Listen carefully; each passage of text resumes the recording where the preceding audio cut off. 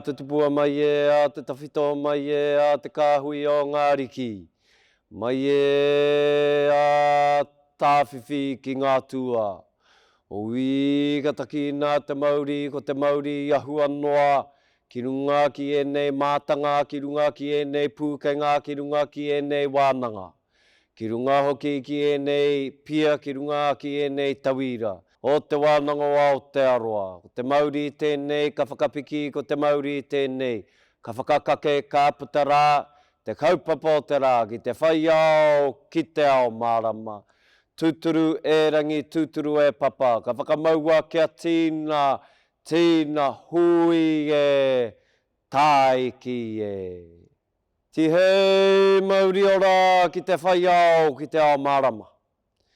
Tuia te rangi e tūnei, tuia te papa e takotonei. Tuia te hononga o te ira tangata. Ki te ira wairua e ko tātou mate. Kua riro i ngā wiki, i ngā marama kātaha.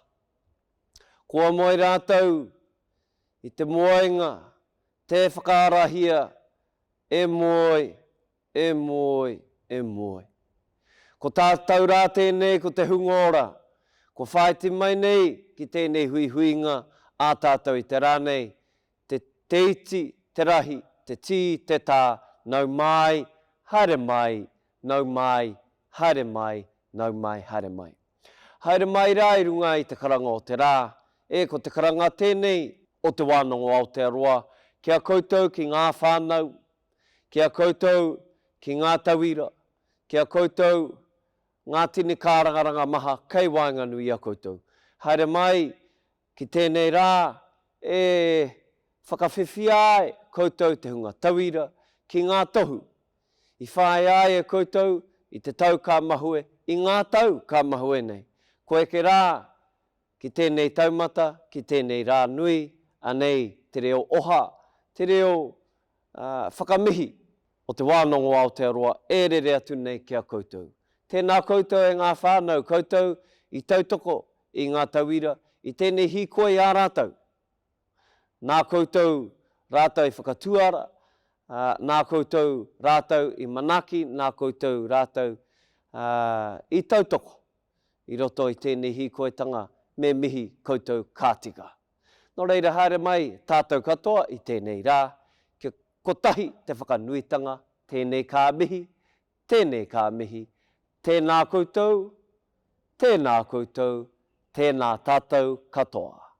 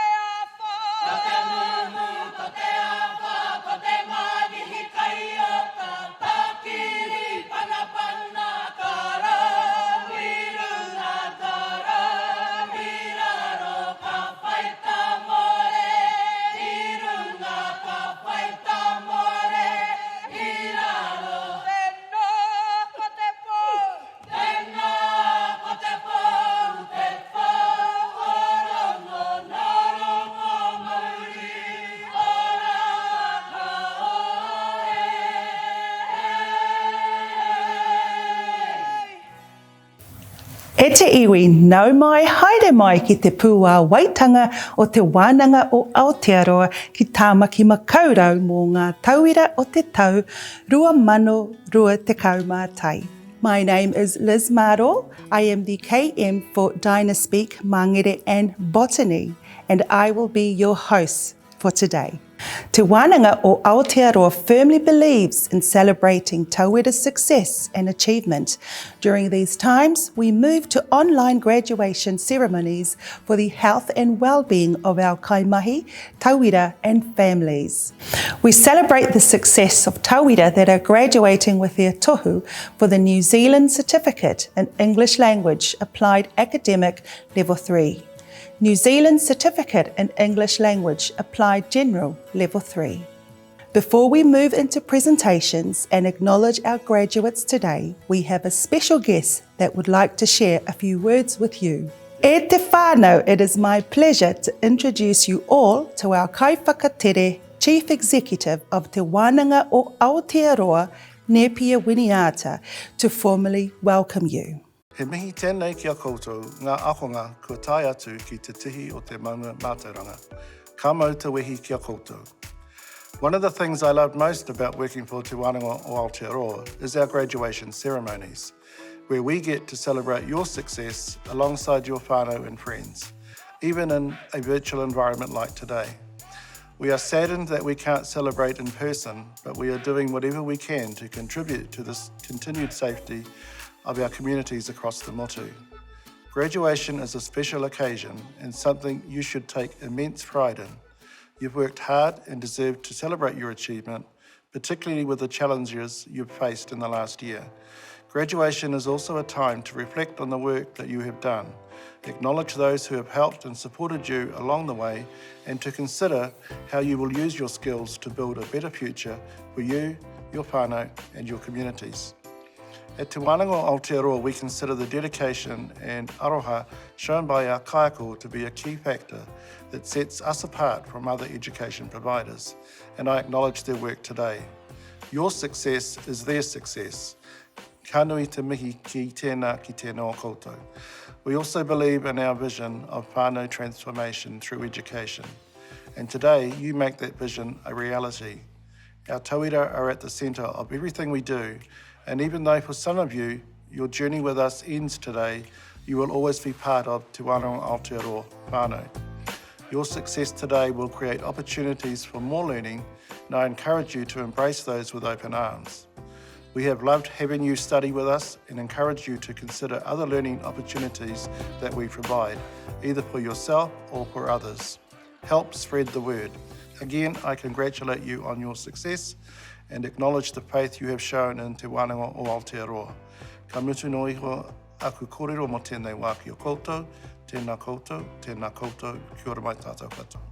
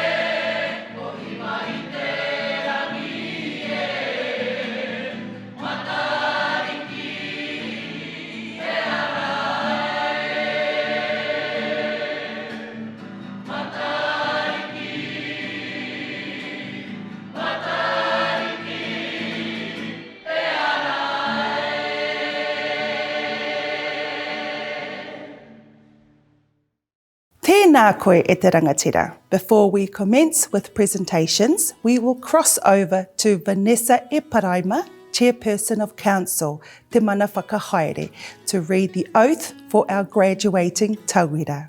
Papaki kawana ngā tai o aroha, rere nei te au o whakamanawa i te moana nui o te ngākau, ki tēnā tai whanga, ki tēnā kuanga wai, ki au koutou e ngā maunga whakahi, e ngā awa whakatere taniwha, tēnā ra koutou katoa.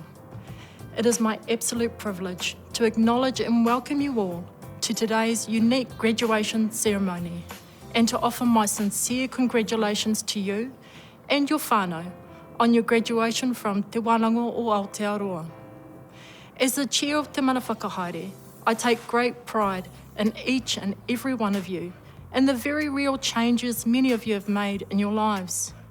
You are the embodiment of our vision of whānau transformation through education and our mission of tauira success.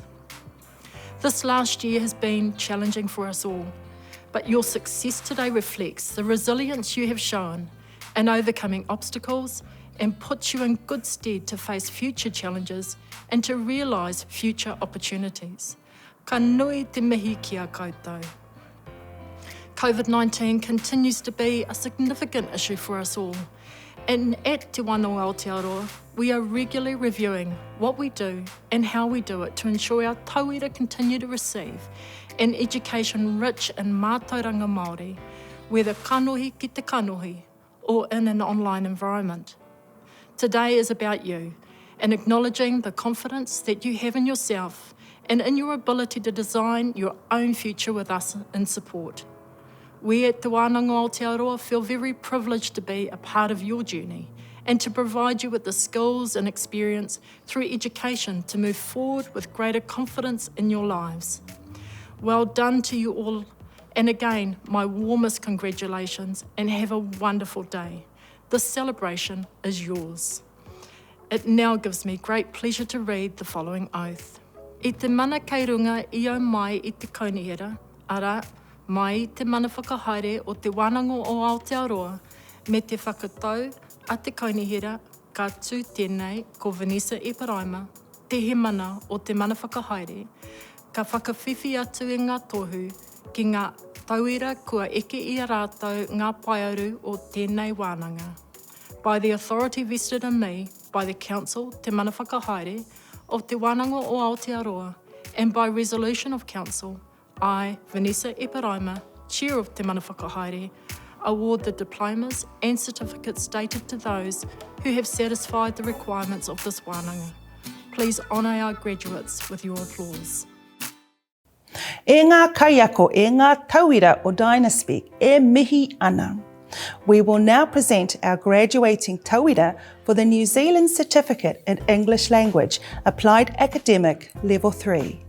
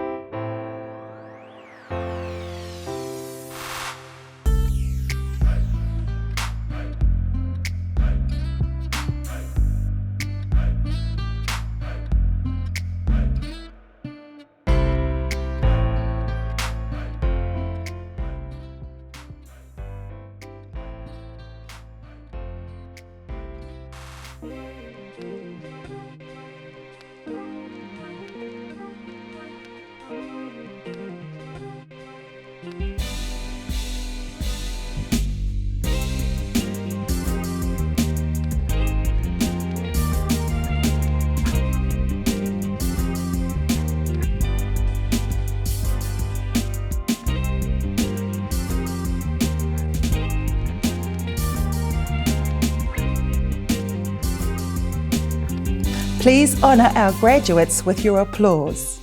We will now present our graduating tauira for the New Zealand Certificate in English Language Applied, General Level 3.